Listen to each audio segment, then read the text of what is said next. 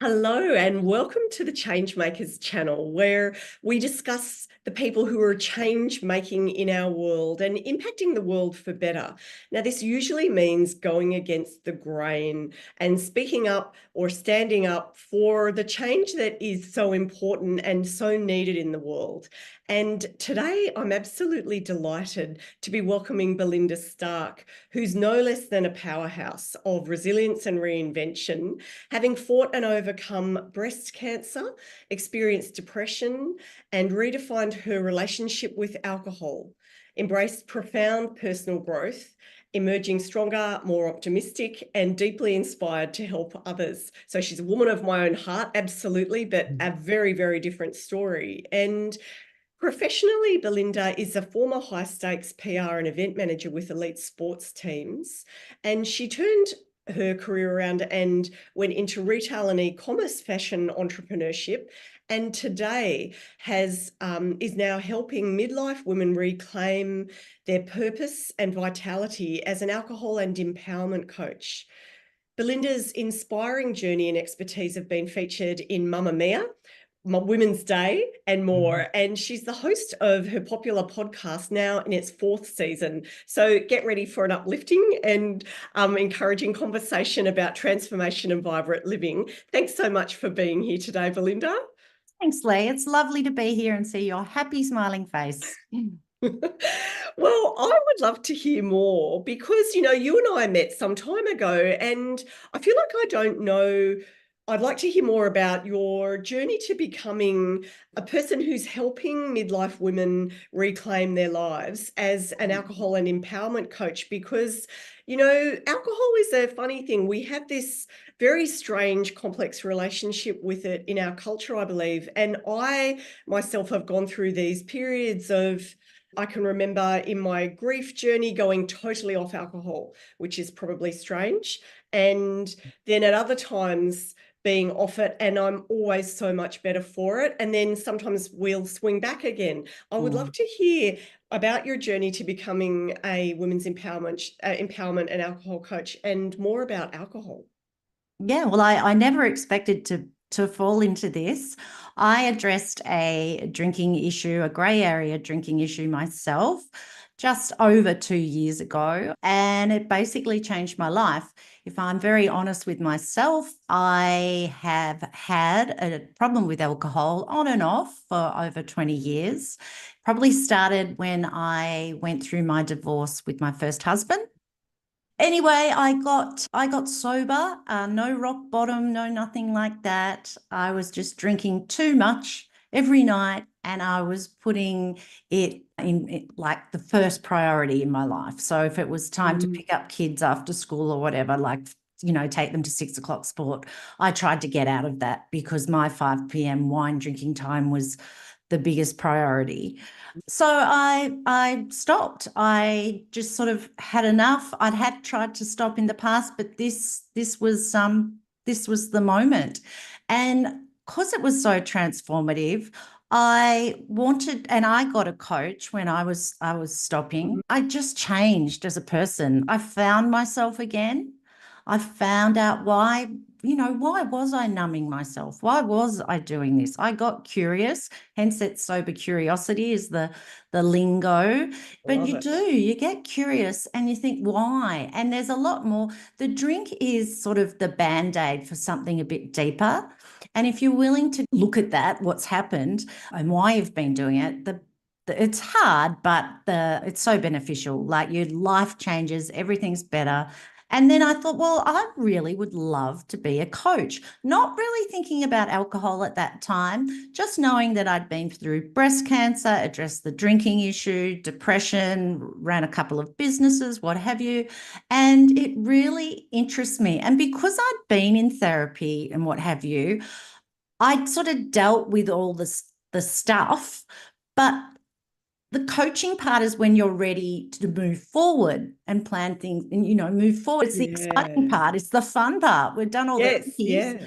and I've witnessed it and felt it myself. I love to help other women have that too. And I was just asked constantly after finishing my studies, so how did you do it? What did you do? Oh, I wish I could do it. And the media, all the media really, really wanted to know about the drinking.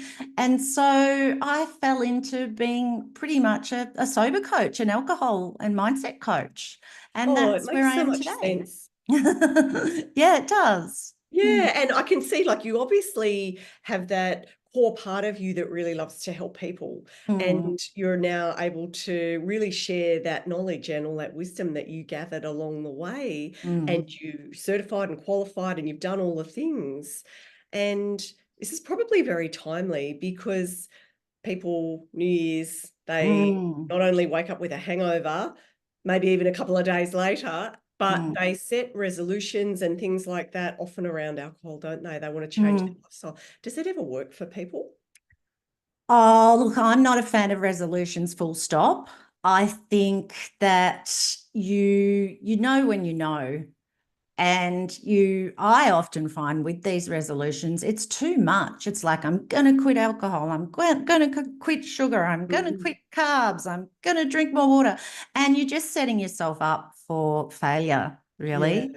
So yeah. to me, it's going a bit deeper and really doing the work. Mm, So it's important. I mean, great for people that set them, but being consistent. And that's where coaching helps too, to yeah. have that accountability and keep you moving. Because like, well, we're in the mid to late-ish Jan now. So yeah, this is when people tend to peter off. You Yeah. go gung-ho and then you Yeah. fade. Mm, I love what you said about sober curiosity because it must have been interesting for you with what you were going through when you kind of sort of hit the wall with the decision. This is it. Oh, it's going to happen. mm, And I would love to hear if that's common from what you've come to know for people to not go cold turkey, or maybe it was cold turkey, but to mm, make that sudden flat decision. And mm, then what did you start to discover about yourself? Or maybe it's easier to talk about what people generally can mm, discover about mm. themselves by becoming sober curious. I didn't go cold turkey. I don't Mm, believe in that either. yeah. For me, like I looked up courses and different things, and all of them required you to go full stop bang. That Mm, to me, and I know for my women, it's too overwhelming. It's too much pressure. yeah. So let's just do small steps, but consistent steps. And what I did was I slowly started to peter it off. So I'd drink half to three quarters of what I normally Mm, would drink, then peter it off and off and off. And at the same time, fully immerse myself in sober curiosity books, podcasts, everything. wow. And then I just stopped. And I really only set myself 6 months. But by that stage, the benefits were so good that I didn't want to go back to drinking. I didn't want to miss out on the benefits of not drinking. So with my ladies, yes, they do. They might have they don't have to stop. They don't have to stop completely Mm, ever. If they just want to cut back, that's awesome. But it's mm, keeping cut back. So having that drink, if they just set a goal for I just want to drink Fridays, Saturdays, not mm, binging, but Fridays, Saturdays, I want to drink. yeah. And that's fine. So we'll work for that goal. So that's where I'm at with it. Yeah. And yeah, but it's getting curious. Sober curiosity is getting curious, experimenting. And what I like about sober curiosity is again the fact that you don't have to completely stop. You don't have to say, I'm stopping forever. I'm not saying that about myself. I might have a drink one day. Mm. I don't know. Currently, no, I don't. So, it's not putting that pressure on yourself. And that Oh, definitely helps. I totally agree because curiosity is something that probably only a couple of years ago I really discovered enables us to explore something that's difficult, but Mm. we're not asking for 100% immediately. Mm. Well, it's not being hard on ourselves. It's Yeah. talking to ourselves and saying, hey, Belinda, let's just get curious about this. It's a nice word. It's a It's so self-loving word. welcoming.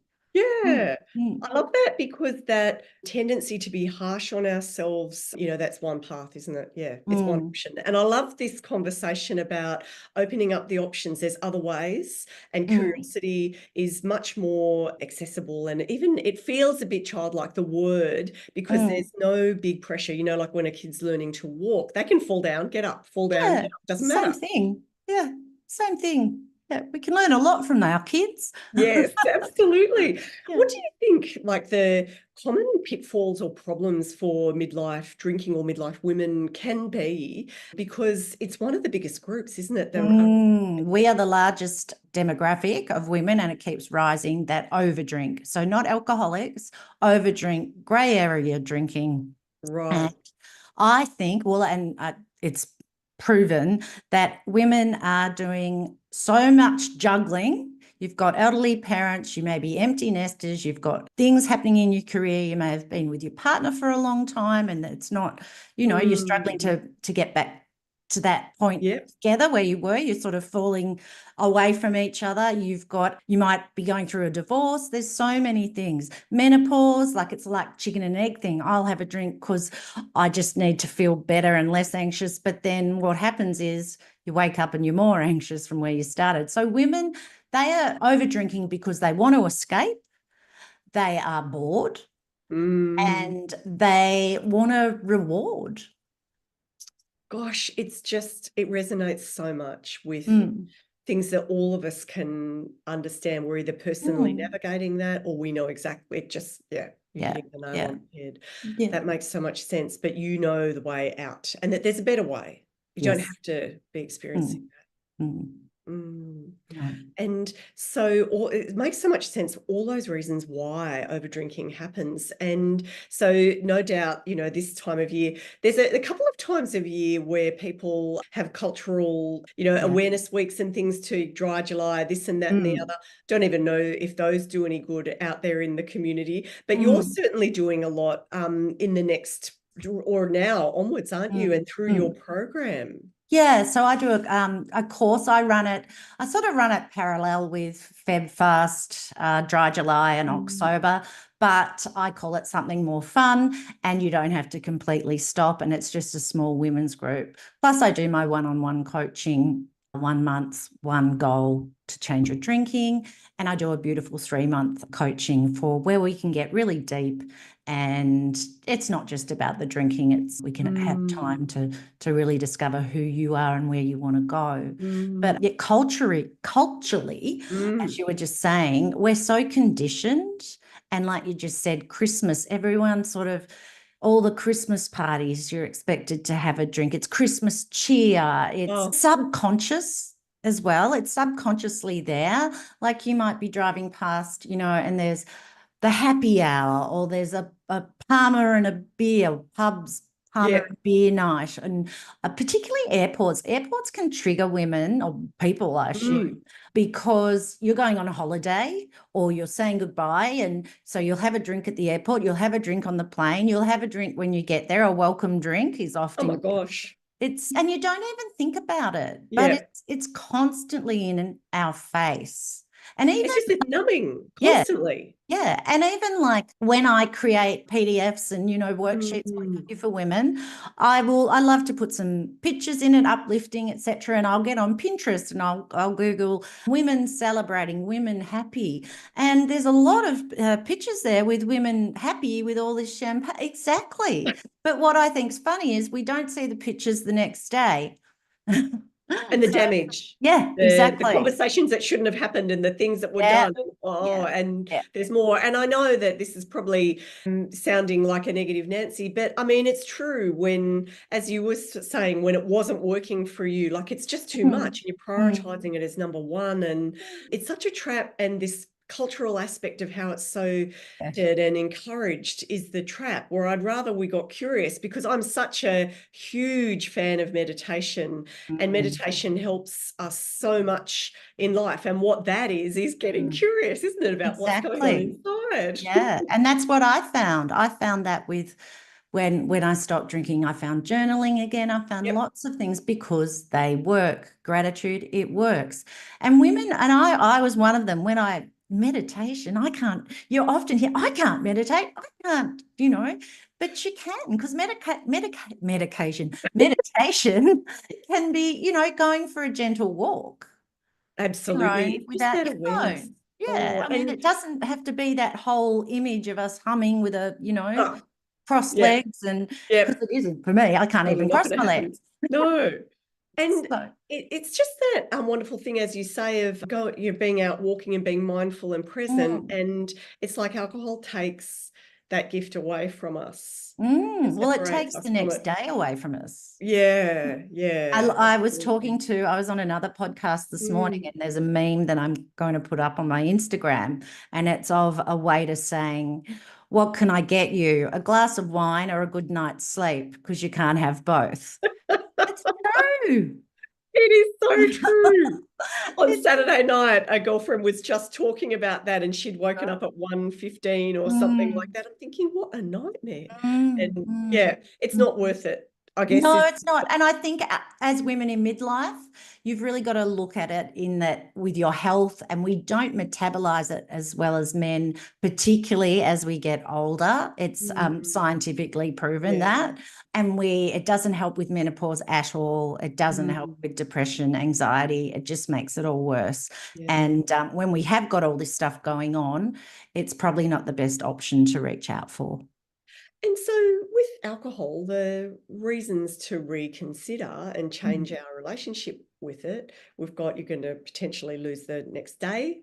You're Mm. going to disempower yourself because you certainly can't drive when you've been drinking, and Mm. you can't really communicate and think. And we go out of that organizing part of the brain, don't we? We're into Mm. whatever other Mm. part, or maybe nothing, and Mm, numb. all those health things. But I remember talking to you about a cancer connection. There's a big link. There's a big link. And the US General Yep. Surgeon, he just brought out a couple of weeks ago how alcohol is a big contributor to cancer. Yeah. So if Um, anyone needs a motivating that's reason. another reason. Yeah. Yeah. Mm, And I think mm. people laugh it off. Like they don't laugh it off when it's cigarettes or cocaine or whatever. Yep. But it's been named a number one carcinogenic. Alcohol Yep. is a number one carcinogenic. Wow. Yeah. Well, I love the way that you've walked the path and you really know what it's like in the darkness and Mm, on the other side, and mm, that people can work with you one-on-one or in your program or in the longer coaching. And mm. it's called Fresh Start Feb for this current Yeah, enrollment, this and Get one. Your Sober Sparkle. Yeah. And that's such a beautiful name because sparkle is exactly what it gives you back, isn't it? Oh, absolutely. Inside and out. I was saying to a girlfriend, well, actually, again, on this podcast, there's a lot of beauty benefits too, ladies, because I'll probably 1 month into stopping drinking, 1 month, maybe 6 weeks. I had people coming up to me going, God, your skin looks good. Have you been off having some work done? And your eyes are so sparkly. But it was all from not drinking. It can, Wow. just think about Wow. it. It dehydrates your skin. It makes you puffy. Sometimes you're a bit too drunk that you can't be bothered taking your makeup off, so you Yep. sleep with your makeup on. There's so many things when you Yep. take a good hard look at it. Mm. Oh, and do you have anything else that you'd like to add in terms of what you've heard from other people, what maybe some of their turning points have been? Because you've mentioned about like the life stages people can be at where they might have been in a marriage for a long time and Mm. having just a bit of a struggle there, and maybe there's boredom around if it's work or other aspects of life, and there's other reasons why they're drinking. Is there anything that you'd like to add about what some of the, I guess, signs can be that people maybe shouldn't ignore? Yeah, definitely. If you're interested in sober curiosity, it means you probably know you need to take a deeper look. Yep. If you're waking up feeling lackluster and sort of brushing that under the carpet, it's time to address it. But with some women that I've had, and I was the same, I was just sick of it. Yep. I was just sick of this constant loop, merry-go-round of working, coming home straight away, 5 o'clock, pouring the wine, drinking more and more, numbing out, going to bed, forgetting what I watched on TV, forgetting if I picked a stupid little fight with my husband, waking up Yeah. at 3 in the morning thinking, God, how much did I drink? I hope I'm not hungover tomorrow, blah, blah, blah. And it all starts again. And then you swear you're Wow. never going to drink again. And of course, by just after lunch, the other thoughts start creeping in. So it's mainly, when you've just had enough. And can it be habitual for some people, or is Oh, it more definitely. related to a bit of a disease, or how would Oh, you, for me, it was your understanding? habitual. Yeah, definitely. Mm. Definitely. It was just this habit that I'd fallen into and couldn't get out of. But then I'd had enough. And I'm so glad that it's talked about so much more now, even in the 2 years that I've been sober. Mm. There's a great big sober community out there. There's coaches like myself. There's so many podcasts. There's books. It's known as Quit Lit. And there's some fantastic books by women. And what I loved was, as I'm reading these books or listening to these podcasts, it's like, oh, that's so me. That's me. Oh, that is so me. So you're not alone. Oh, I love that. Absolutely. Mm, mm. Yeah. And I buy alcohol that is zero alcohol, Yes. and Oh, people that is laugh so at good. me. Yeah, the options in that just continue to grow. They're beautiful. My husband and I were in Sydney, as you know, and we went to Bill's restaurant in Double Bay, Yeah. and we had, because he's not drinking, that's another story, but he's not drinking now. No pressure from me. And we had these two beautiful cocktails or Yeah. mocktails. Mocktails. But it was beautiful, refreshing. We had a lovely time. We connected. We tasted our meal. We went home. We were Yeah. clear-headed and had a good night's sleep. Yes. Ah, perfect. And Mm, it's something that others just have to get used to, isn't it? That it's okay to still want mm. to have like a wine or a mocktail or something and be in the festive Yeah, things, of Christmas, course. but know that when you're driving, there's no question Yeah, about whether you're okay to yeah. drive or, all of that. You don't have to feel like the odd one out because you've got a glass of Diet Coke or a sparkling water. There's lots and lots of options. Yeah. Unfortunately, if you want to have that Diet Coke, it's how other people treat you too. You sort of get to know your friends a bit more because you'll Yes. get women and friends that'll say, "Oh, come on, you haven't got a problem, just have one." And you need to let them know, well, no, I'm having a rest from it. Never say you've given up forever because they'll just keep. Yeah. Yeah, and That's good I'm advice. having a rest. I'm having a 30-day challenge. Yeah. You know, I'm the driver. There's lots of things you can say. But like you said, like there's so many alcohol-free options now, so you don't have to feel like you've got three heads and you're a weirdo, which is so silly, and it is getting better. But if you say you're giving up smoking, you say you're giving up sugar, if you snorted cocaine and you're giving up cocaine, everyone's like, oh, good on you, and da da da. But when you say no, I won't have a drink, oh, come on, you'll have one. Come on, don't be a wuss and don't be this. So yeah, it's It's all interesting. ringing so true. And it just makes me cringe that you're Mm, so right that people will say, oh, yeah, come on, yeah, yeah, yeah, don't be a party pooper. yeah. Come on, don't be boring. Yes, But I tell you what, after they've had 3 or 4 drinks, you just want to get out of there because they are the boring ones, repetitive, and yeah, absolutely. you sneak out because they won't know anyway. Yeah. Oh, and so have you got any other thoughts that you'd like to share with us about how people can find out more about you? I'll share your website at belindastark.com. Is it Yeah, .com.au? just Yep, .com. yep. Yeah. And we can approach this and attack this light-hearted and happy. So yeah, that's how people can contact me. Fantastic. And you're such an inspiration. What do Thank you. you like hope for midlife women? What would you like to see the impact of this work be of sober community? I would just love for midlife women to love themselves, believe in themselves, don't think that they're old or fat or any of that, to do what they want to do. It's one of the best times of our life, and we've only got one life. So let's let's give it Oh, a good crack and do what we want to do. oh, goosebumps. That's just incredible to think of all those ripples of empowerment going out there with Mm, your tips and things just to open up to the idea and then to dive in. mm, So I mm. really hope that this message will reach lots and lots of women who are knowing that it's time for a change, but maybe fighting that thought a little bit or that feeling. Yeah. Oh, No, thank you so much for being here today. thank you. Thank you for having me. It's lovely to have a chat.